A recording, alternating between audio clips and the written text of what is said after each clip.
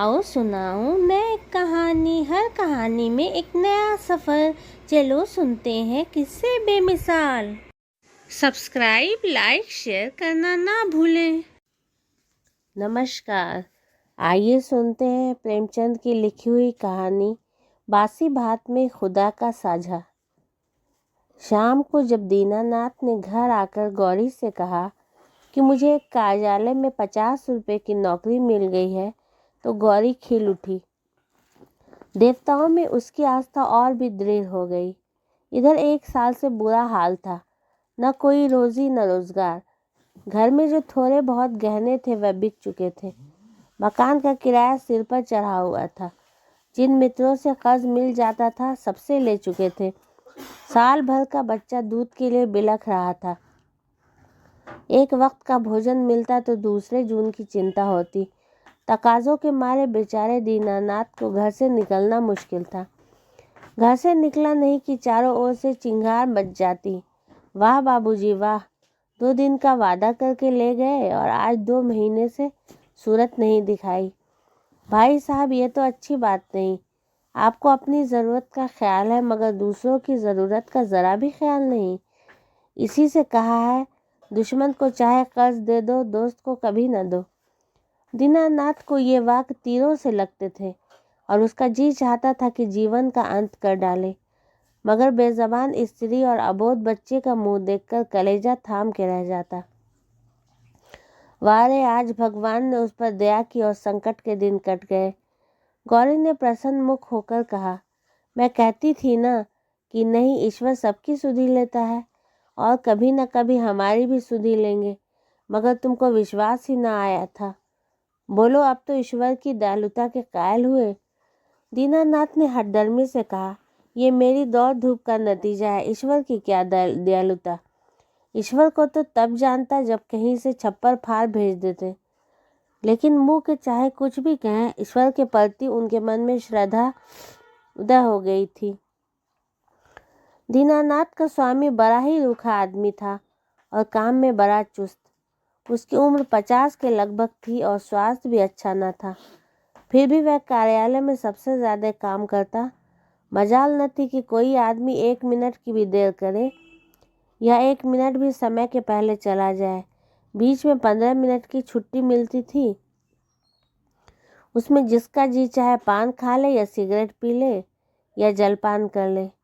इसके अलावा 1 मिनट का अवकाश न मिलता था। वेतन पहली तारीख को मिल जाता था। उत्सवों में भी दफ्तर बंद रहता था और नियत समय के बाद कभी काम न लिया जाता था।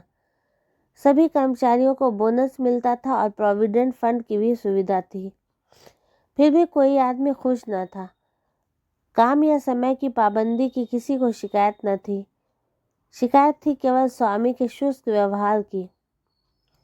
कितना ही जी लगाकर काम करो, कितना ही प्राण दे दो, पर उसके बदले धन्यवाद का एक शब्द भी न मिलता था। कर्मचारियों में और कोई संतुष्ट हो या न हो, दीनानाथ को स्वामी से कोई शिकायत न थी। वह घुलकियां और फटकार पाकर भी शायद उतने ही परिश्रम से काम करता था। साल भर में उसने कर्ज चुका दिए और कुछ संचय भी कर लिया। वह उन लोगों में से था जो थोड़े में भी संतुष्ट रह सकते हैं, अगर नियमित रूप से मिलता जाए। 1 रुपया भी किसी खास काम में खर्च करना पड़ता तो दंपत्ति में घंटों सलाह होती और बड़े झांव के बाद कहीं मंजूरी मिलती थी। बिल गौरी की तरफ से पेश होता तो दीनानाथ विरोध में खड़ा होता। दीनानाथ की तरफ से पेश होता तो गौरी उसकी कड़ी आलोचना करती। बिल को पास करा लेना प्रस्तावक की जोरदार वकालत पर मुनहसर था। सर्टिफाई करने वाला कोई तीसरी शक्ति वहां न थी और दीनानाथ अब पक्का आस्तिक हो गया था।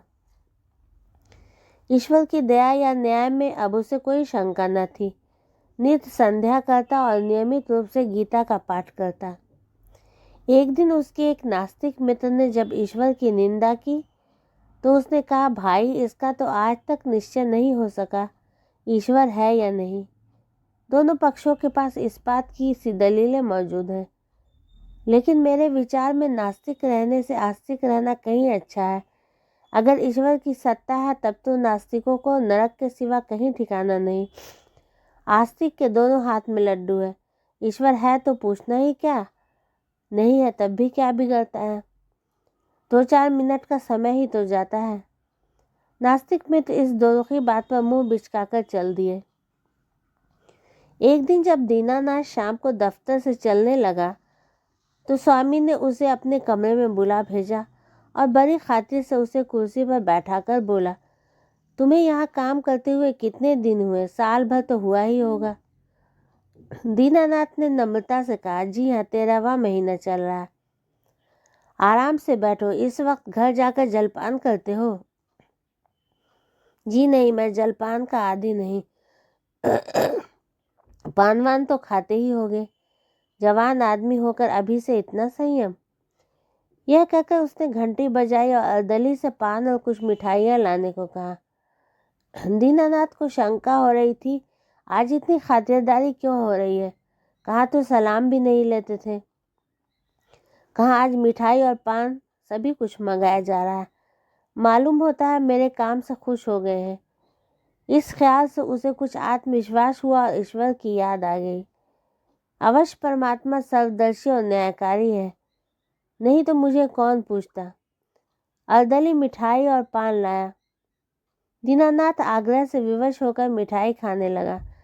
स्वामी ने मुस्कुराते हुए कहा, तुमने मुझे बहुत रूखा पाया होगा। बात यह है कि हमारे यहाँ अभी तक लोगों को अपनी जिम्मेदारी का इतना कम ज्ञान है कि अफसर ज़रा भी नर्म पड़ जाए तो लोग उसकी शराफत का अनुचित लाभ उठाने लगते हैं और काम खराब होने लगता है। कुछ ऐसे भाग्यशाली हैं जो नौकरों से हेल मेल भी रखते हैं और उनसे हंसते बोलते भी हैं, फिर भी नौकर नहीं बिगड़ते, बल्कि और भी दिल लगाकर काम करते हैं। मुझ में यह कला नहीं है, इसलिए मैं अपने आदमियों से कुछ अलग अलग रहना ही अच्छा समझता हूँ और अब तक मुझे इस नीति से कोई हानि भी नहीं हुई। लेकिन मैं आदमियों का रंग ढंग देखता रहता हूँ और सबको परखता हूँ। मैंने तुम्हारे विषय में जो मत स्थिर किया है वह ये कि तुम वफादार हो और मैं तुम्हारे ऊपर विश्वास कर सकता हूँ, इसलिए मैं तुम्हें ज़्यादा जिम्मेदारी का काम देना चाहता हूँ। जहाँ तुम्हें खुद बहुत कम काम करना पड़ेगा, केवल निगरानी करनी पड़ेगी। तुम्हारे वेतन में 50 रुपये की और तरक्की हो जाएगी।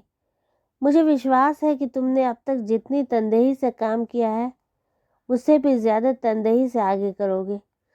दीनानाथ की आंखों में आंसू भर आए और कंठ की मिठाई कुछ नमकीन हो गई। जी में आया स्वामी के चरणों पर सिर रख दे और कहे, आपकी सेवा के लिए मेरी जान हाजिर है। आपने मेरा जो सम्मान बढ़ाया है मैं उसे निभाने में कोई कसर न उठा रखूंगा। लेकिन स्वर कांप रहा था और वह केवल कृतज्ञता भरी आंखों से देखकर रह गया। सेठ जी ने एक मोटा सा लेजर निकालते हुए कहा, मैं एक ऐसे काम में तुम्हारी मदद चाहता हूँ जिस पर कार्यालय का सारा भविष्य टिका हुआ है। इतने आदमियों में मैंने केवल तुम्ही को विश्वास योग्य समझा है और मुझे आशा है कि तुम मुझे निराश न करोगे। ये पिछले साल का लेज़र है, उसमें कुछ ऐसी रकमें दर्ज हो गई हैं जिनके अनुसार कंपनी को कई हजार लाभ होता है। लेकिन तुम जानते हो हम कई महीनों से घाटे पर काम कर रहे हैं। जिस कलर ने ये लेज़र लिखा था उसकी लिखावट तुम्हारी लिखावट से बिल्कुल मिलती है। अगर दोनों लिखावटें आमने सामने रख दी जाएं तो किसी विशेषज्ञ को भी उसमें भेद करना कठिन हो जाएगा। मैं चाहता हूँ तुम लेज़र में एक पृष्ठ फिर से लिखकर जोड़ दो और उसी नंबर का पृष्ठ उसमें से निकाल लो। मैंने पृष्ठ का नंबर छपवा लिया है, एक दफ्तरी भी तैयार कर लिया है जो रात भर में लेज़र की जिल्दबंदी कर देगा, किसी को पता तक न चलेगा। ज़रूरत सिर्फ यह है कि तुम अपनी कलम से उस पृष्ठ की नकल कर दो। दीनानाथ ने शंका की, जब उस पृष्ठ की नकल ही करनी है तो उसे निकालने की क्या ज़रूरत है? सेठ जी हंसे, तो क्या तुम समझते हो उस पृष्ठ की हूबहू नकल करनी होगी? मैं कुछ रकमों में परिवर्तन कर दूंगा, मैं तुम्हें विश्वास दिलाता हूँ कि मैं केवल कार्यालय की भलाई के ख्याल से ये कार्रवाई कर रहा हूँ। अगर ये रद्दोबदल ना किया गया तो कार्यालय के 100 आदमियों की जीविका में बाधा पड़ जाएगी। इसमें कुछ सोच विचार करने की जरूरत नहीं, केवल आधा घंटे का काम है। तुम बहुत तेज लिखते हो। कठिन समस्या थी। स्पष्ट था कि उसे जाल बनाने को कहा जा रहा है। उसके पास इस रहस्य का पता लगाने का कोई साधन न था। सेठ जी जो कुछ कह रहे हैं वह स्वार्थवश होकर या कार्यालय की रक्षा के लिए, लेकिन किसी दशा में भी है यह जाल घोर जाल। क्या वह अपनी आत्मा की हत्या करेगा? नहीं, किसी तरह नहीं। उसने डरते डरते कहा, मुझे आप क्षमा करें, मैं यह काम न कर सकूंगा। सेठ जी ने उसी अविचलित मुस्कान के साथ पूछा, क्यों? इसलिए कि यह सरासर जाल है। जाल किसे कहते हैं? इसी हिसाब में उलटफेर करना जाल है। लेकिन उस उलटफेर से 100 आदमियों की जीविका बनी रहे तो इस दशा में भी वह जाल है। कंपनी की असली हालत कुछ और है, कागजी हालत कुछ और। अगर ये तब्दीली ना की गई तो तुरंत कई हजार रुपए नफ़े के देने पड़ जाएंगे और नतीजा ये होगा कि कंपनी का दिवाला हो जाएगा और सारे आदमियों को घर बैठना पड़ेगा। मैं नहीं चाहता कि थोड़े से मालदार हिस्सेदारों के लिए इतने गरीबों का खून किया जाए। परोपकार के लिए कुछ जाल भी करना पड़ेगा तो वह आत्मा की हत्या नहीं है। दीनानाथ को कोई जवाब न सूझा। अगर सेठ जी का कहना सच है और इस जाल से 100 आदमी को रोजी बनी रहे तो वास्तव में वह जाल नहीं, कठोर कर्तव्य है। अगर आत्मा की हत्या होती भी हो तो 100 आदमियों की रक्षा के लिए उसकी परवाह न करनी चाहिए। लेकिन नैतिक समाधान हो जाने पर अपनी रक्षा का विचार आया। बोला, लेकिन कहीं मामला खुल गया तो मैं मिट जाऊंगा। 14 साल के लिए काले पानी भेज दिया जाऊंगा।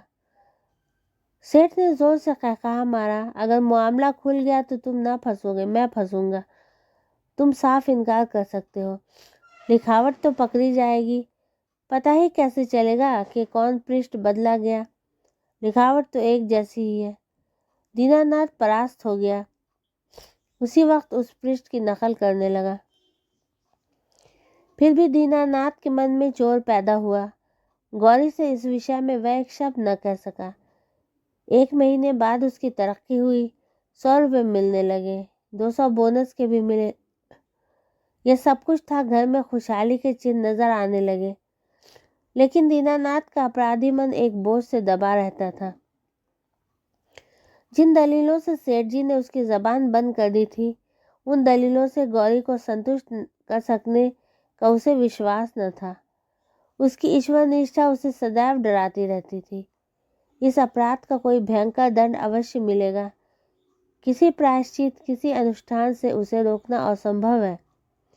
अभी न मिले, 1-2 साल में मिले, 10-5 साल न मिले, पर जितनी ही देर में मिलेगा उतना ही भयंकर होगा। मूलधन ब्याज के साथ बढ़ता जाएगा। वह अक्सर पछताता, मैं क्यों सेठ जी के प्रलोभन में आ गया। कार्यालय टूटता या रहता मेरी बला से। आदमियों की रोजी जाती रहती मेरी बला से। मुझे तो यह प्राण पीड़ा न होती।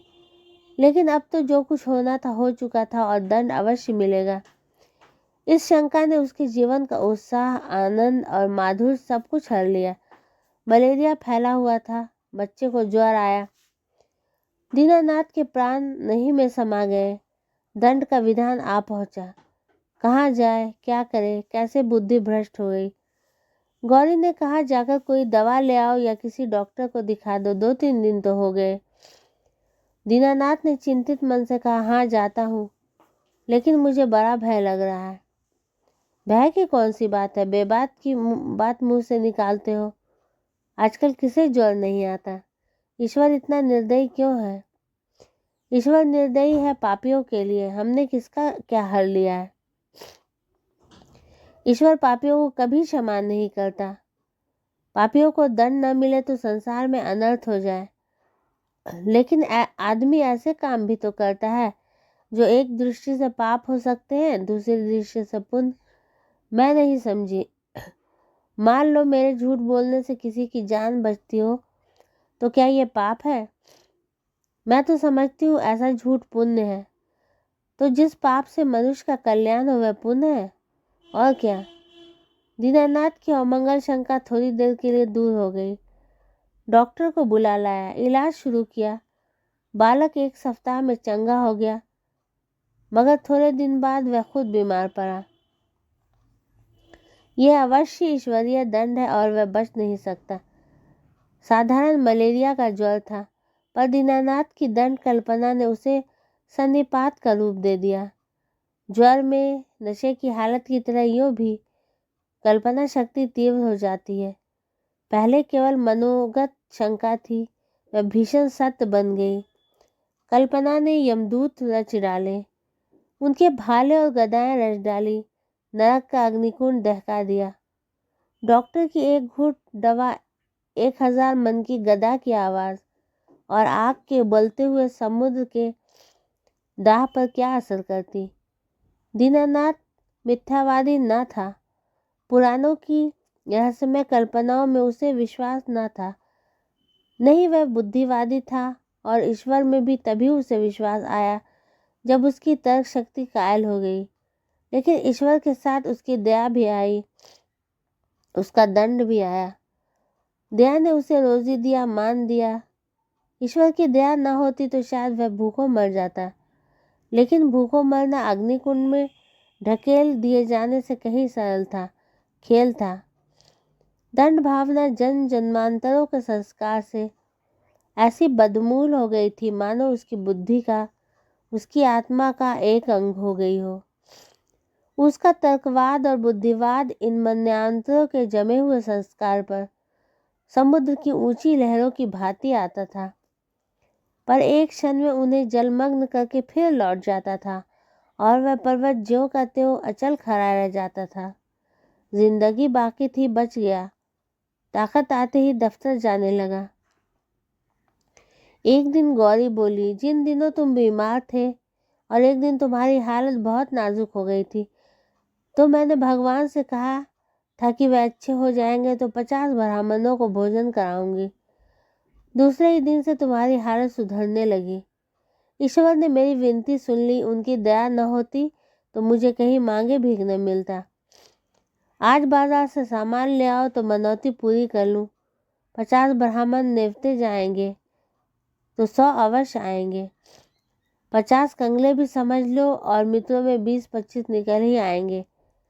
200 आदमियों का दौड़ है। मैं सामग्री की सूची लिख देती हूँ।